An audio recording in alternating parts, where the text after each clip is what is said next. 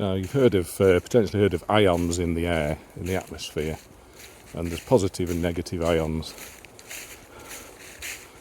And from what I've read, woodlands are fantastic, and wild areas, but especially woodland, great at giving out negative ions, which the word negative doesn't sound great, but in this respect, it actually is.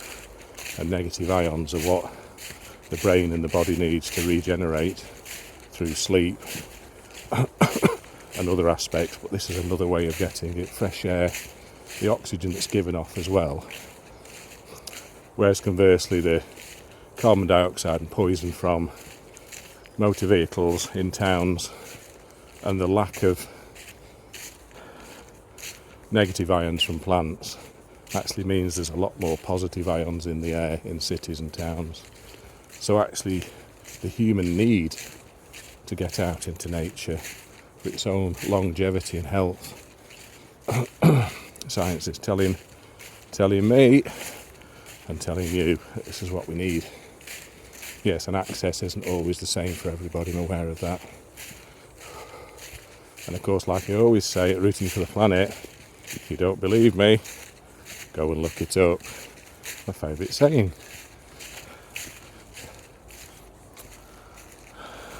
So yeah, there's just all sorts down here.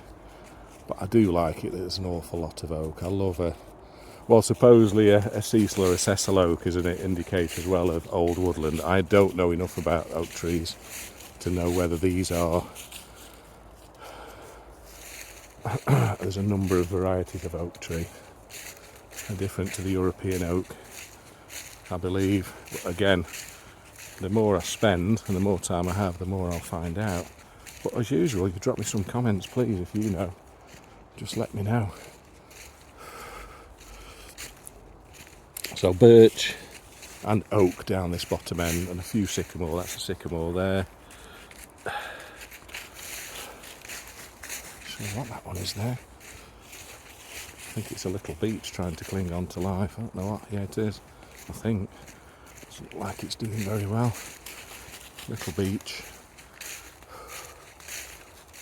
A silver birch, we've got them in our garden, but I think 150 years max, and then they start to decay. So they're not a long-lived tree in terms of more mature broadleaf trees. And then there are more scrub trees as well in this woodland, which I haven't pointed out yet today, but alder and elder with the berries and the flowers. You get those in this woodland, which I saw yesterday. And then areas of fern just here. Lots of big ferns. And that white canopy. And of course a fantastic deep litter of leaves this time of year, adding to the soil, the humus in the soil. And another indication that a scientist would look for would be obviously the volume of life in the soil, especially mycorrhizomes as they're called, that connect trees, they communicate underground using fungus, long strands of fungus, and they connect with them. Now I don't know any more than that, but that is fascinating. If trees are communicating with each other underground by using another organism, well, that's something to be celebrated and protected, isn't it? Now there are just a little indications of footpaths in this woodland as where to go. There's one up there, and that's on our local ordnance survey map. I'll do that another day. I've done it before actually 2 or 3 years ago on one of these videos. So if you want to have a little look back,